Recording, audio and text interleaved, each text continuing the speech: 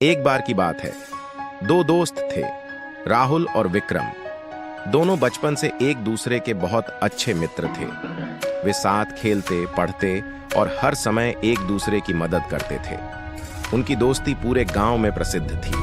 एक दिन दोनों ने जंगल की ओर घूमने जाने का फैसला किया। जंगल बहुत घना था, लेकिन वे दोनों साहसी थे और अपनी यात्रा पर निकल पड़े। चलते चलते वे जंगल के बीच में पहुंच गए। तभी अचानक एक भालू उनकी ओर आता दिखाई दिया। राहुल ने बिना सोचे समझे एक पेड़ पर चढ़ना शुरू कर दिया, क्योंकि उसे चढ़ना आता था।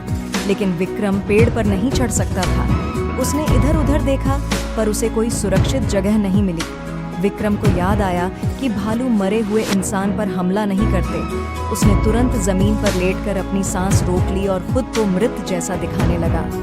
भालू विक्रम के पास आया, उसे सूंघा और यह सोचकर कि जब भालू चला गया तो राहुल पेड़ से नीचे उतरा और विक्रम के पास आकर बोला, भालू, तुम्हारे कान में क्या कह रहा था? विक्रम ने गहरी सांस ली और धीरे से कहा।